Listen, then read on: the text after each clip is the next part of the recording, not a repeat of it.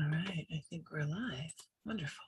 Okay, close all those things and just talk to y'all for now, for a moment. Hello, my name is Raine E. I am here with you, coming live from Namaton the Mountain, and my practice and my path is as Mountain Woman Medicine. And the thing that I want to talk with you about today is conflict.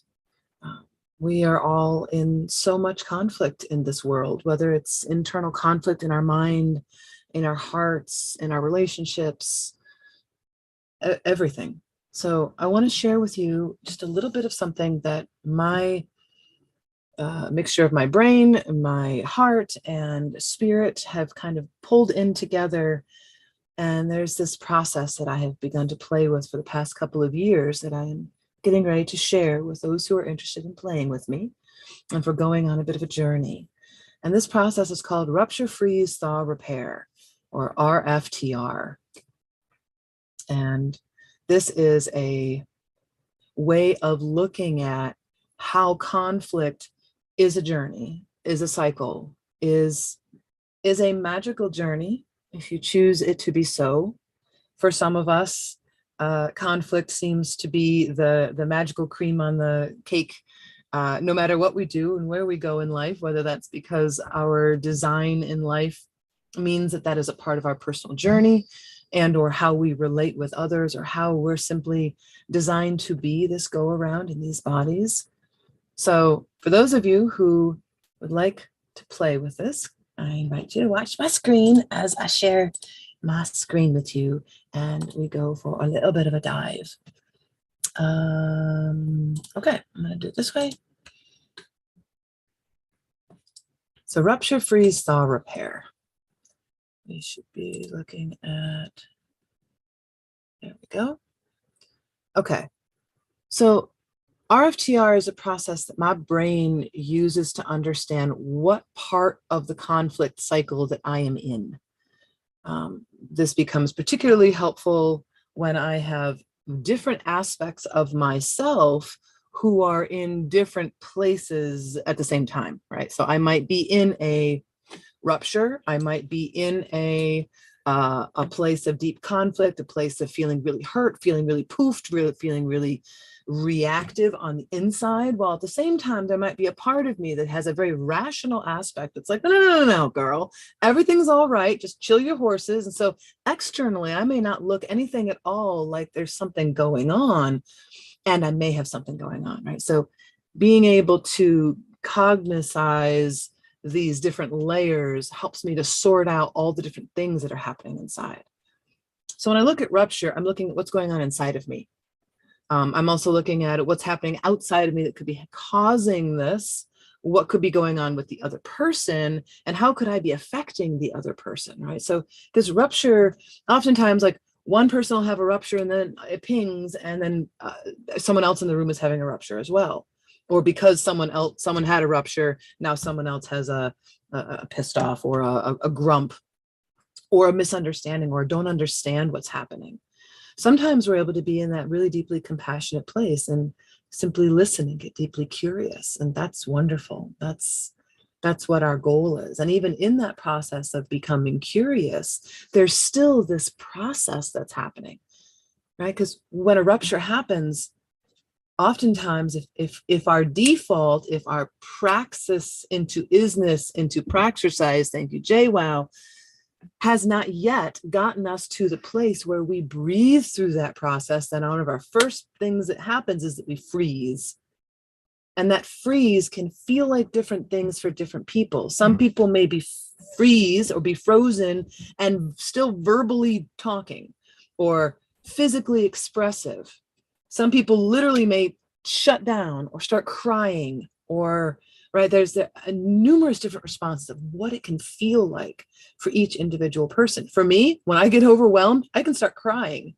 I can need to be away from everything. And one of the things that can be the most helpful for me is if someone who notices that I'm in that place, and I tend to have very quiet signs that I'm in that place.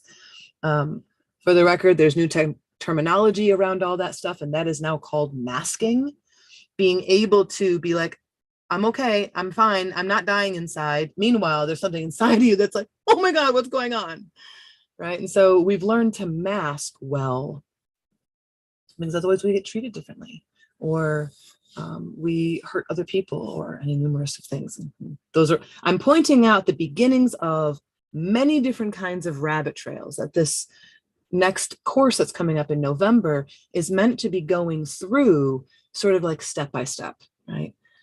So the first layer would be rupture and freeze. What does it look like to be in those places, and how are they popping up for us in our real lived life?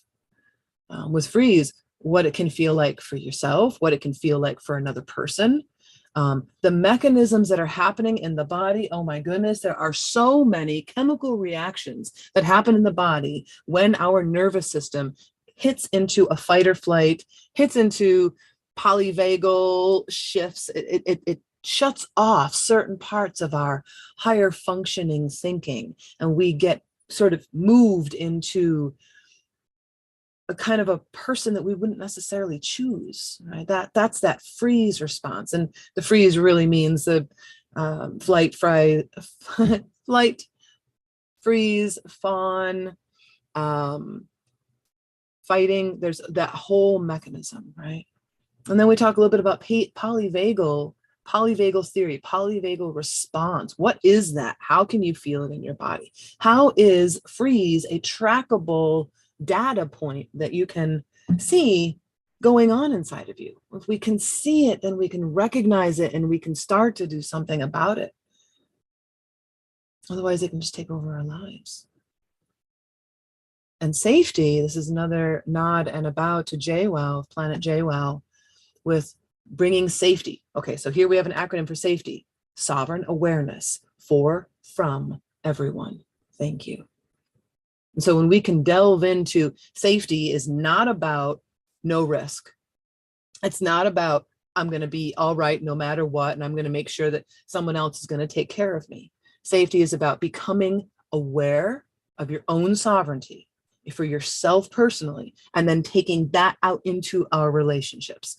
And while that sounds very simple, it is nuanced. It's very nuanced for all of us. All right, I'm going to speed through this a little bit more, so that this wasn't meant to be a whole class here. Thawing, what it can look like, what you can do to support yourself, what you can do to help another. And then repairing. When we talk about repair is repairing the connection. It may be moving on. It might be letting go of something, right? It's about moving forward, right? As opposed to staying stuck in the conflict over and over and over again. And so we can have repair for ourselves. There can be repair for the other. There can be repairs in relationship between parties. There can be repairs in communities, and there can be repairs inside of the collective. And you can take that on. You can repairs inside of the workforce, repairs inside of your church, or inside of your clubs, or inside of wherever that focus really wants to be. And I just want to show you the first slide of the slide sequence for this course that I'll be running. Course discussion, it's kind of a mix and a combination, right? So here we are, we're starting up here in this upper left-hand corner, like we kind of like read across and down as here in this country, where change is a catalyst for growth. We all know this, and yet, right? Sometimes you're walking along and bam, something happens in your world. And things start to blow up. That's that little guy here in the red. And he's like, oh, what's going on? What are we doing here? Right. And this is a place where it's okay. Life is still okay. Take a deep breath. This is a place to get curious. This is a place where it's hard to get curious. And so often we experience a rupture here. And in this rupture, we have challenges to our sovereignty. And so we're kind of going right from here, and we're following this red arrow, and we're kind of diving down into here. Challenges to our sovereignty. What is going on? There's a freeze that is happening. This freeze has important information for us. Ruptures can happen simply in our own world and in our relationships. And what we do in this process matters. It affects the matter in the world around us. In between freeze and thaw is where I have put safety, Planet JWoww's whole program around how do we create more safety in our personal worlds and in our relationships and in our practices around us. And so it begs the question at the end of the day of what do you need to thaw and to open again? And that is a very long, involved, potentially conversation, and or short and sweet, depending on what you know about yourself. Integrating things learned in that freeze state is important for your next steps, right? So this is kind of a little bit of a color coding. Red is for the rupture. This green down here is the thaw, the yellow is the freeze, and then the yellow over here is the thaw. And then we kind of go right around this circle and we go right back up. You know, when we're down in this freeze section and we're integrating the things that we learned in the freeze that helps us deeper in our thaw state.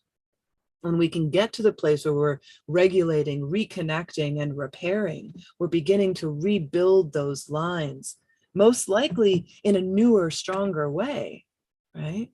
And even in that process, when we come right back up and we kind of restart the process, and either life is going on, life goes on, things move forward. Sometimes we shift trajectory and we don't continue the relationship the same as we did before. That could be how we think of something inside. That could be how we speak of something to someone else.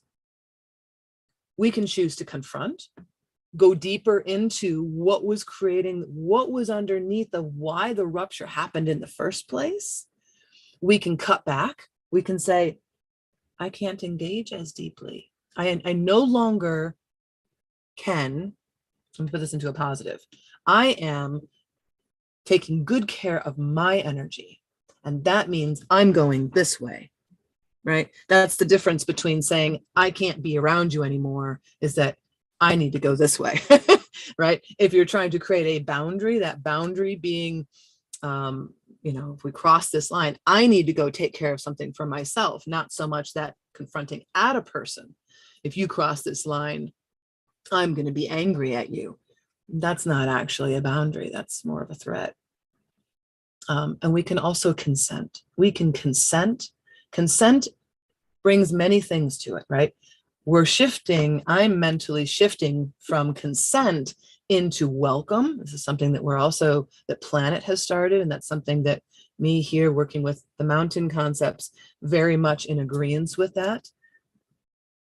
We want enthusiastic welcome, and at the same time, trying to find things that we can enthusiastically welcome as we let certain things go while we're finding the things that can delight us and light us up. Right? No wonder conflict is such a vast and intense process. There's a lot involved. And these classes that I look forward to starting on November 1st, there'll be three of them that run in a row for this particular concept. I look forward to having deep discussions. I look forward to having a presentation where we go through a bunch of these things and then we talk about the things that are happening in our real life. There's a lot of fodder right now, a lot of fodder for growth. One last little slide. This process from rupture to repair can change us, and that change can be hard. We may continue the same, or we may shift in our alignment based on what we've learned. Ruptures create contrast. Contrast is a part of life. Life is change, and change creates ruptures.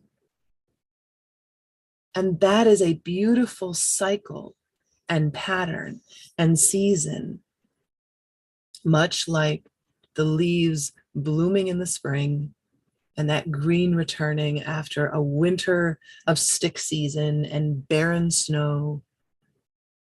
The fall is just as gorgeous, right? With beautiful colors here, at least here in the Northeast. And with that, if we can find a way to embrace that change and that rupture cycle that happens inside of our worlds, we stand a chance of being able to live life more deeply, to more deeply embrace what is around us, and to find others who are willing to traverse that cycle and that process together. All right, I think that'll do it for today.